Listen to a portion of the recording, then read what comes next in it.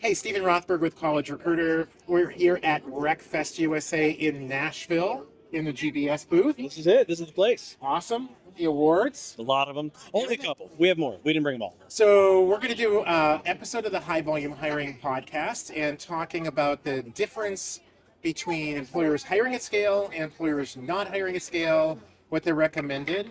My co-host, Jeanette Leeds. Testing. Hi everyone, Jeanette Leeds. So great to be here, and you're here with Dwane Lay. Hi. Yay! It's Hi. awesome. And so it's now a little bit later from our other podcast. We're now first here, and we want to hear, who are you?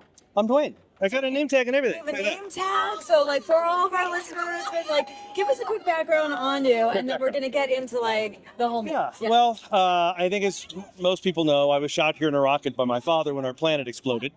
So here at GBS, we get into a lot of employer branding, IO psychology. My particular place in the company is to be professionally charming.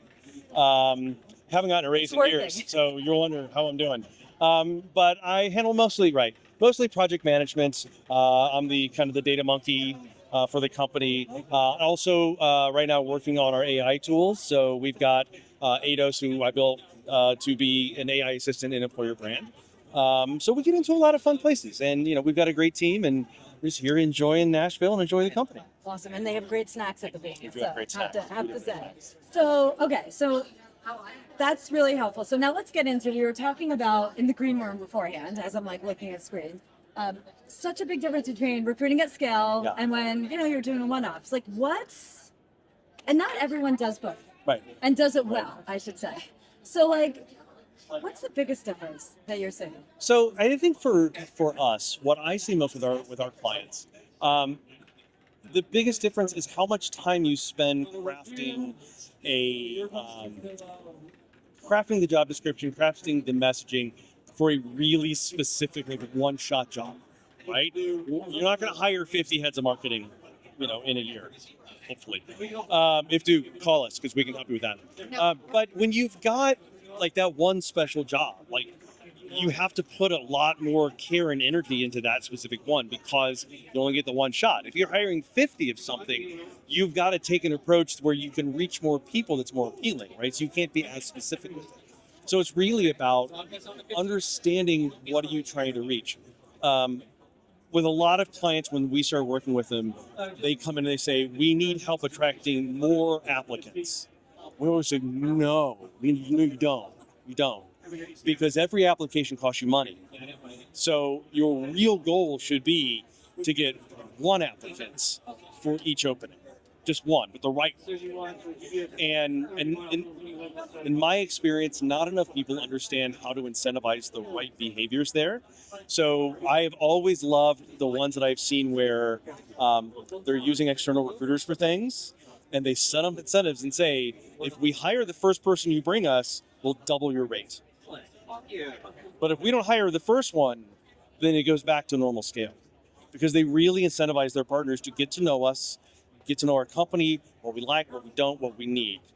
Bring me one. And I think it's brilliant. And so, like, if you're not hiring for scale, like, bring me one. If you're hiring at scale, build the messaging to appeal to a broader audience and a bigger pool, so you have your pick of the ones who come in. That's the big difference, I think. So when you're talking about no, we don't want more applicants, what that also says to me is we want people to opt out. We want candidates to opt out before they become applicants. Yes. How is GBS advising its employer clients that are hiring at scale how to nicely, maybe not nicely, I'm assuming it's nicely, basically allow that candidate to say, I like the role, I like the company, I don't like it for me? Yeah, that's a great question.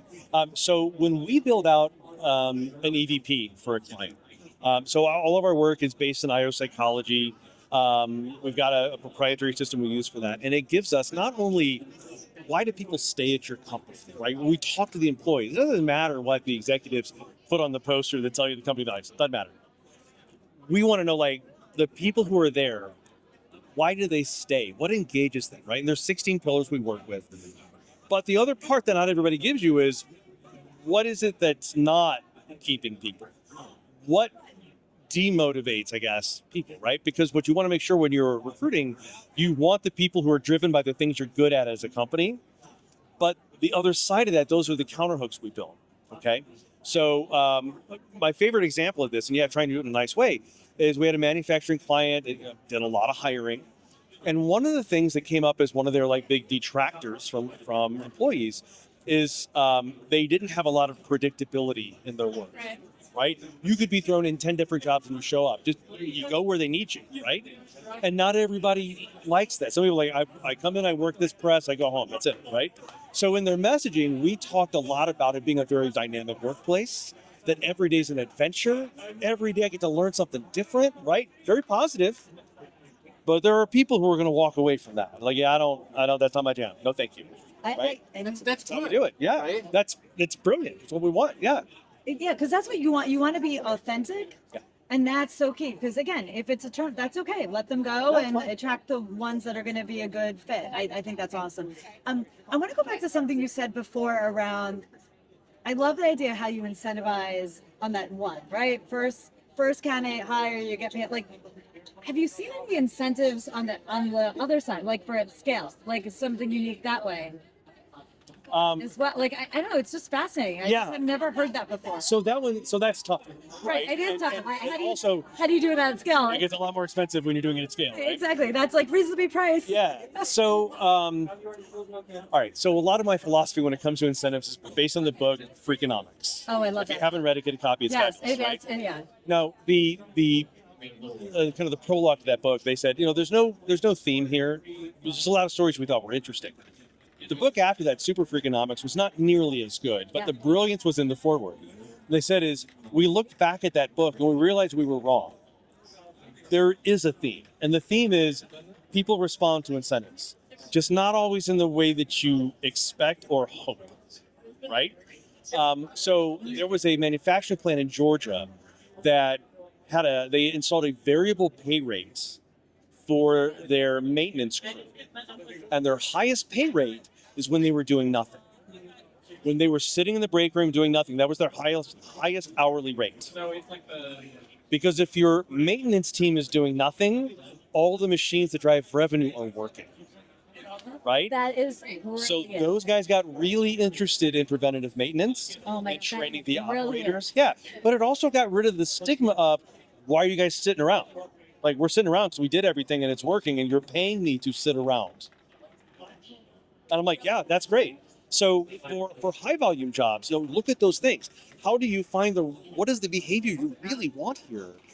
And how do you incentivize that, right? And that one's not a one-size-fit-all thing, unfortunately. Like, everybody's going to be a little different there. But it comes back to really understanding who you are as an organization, and where do employees, especially high volume hiring, where do those employees drive value in your organization? And recognize they do it, recognize the importance of it, and recognize the importance of the person who's doing that job of being told, hey, this is where you really drive for us, and we want to make sure you're taken care of because of it. People respond to incentives. Yeah. That's awesome. I don't think we could end on a better note than that. I mean, seriously, that is like perfect. I actually like want to heart that, because it's just Hit like and subscribe. Yeah, like and subscribe. I mean, that on that note, like, go buy the book, and then the second book, and read the forward, and done. You can buy my book too if you want to, but it's not about any of that stuff. Well, if you have a book, we'll have to. I do.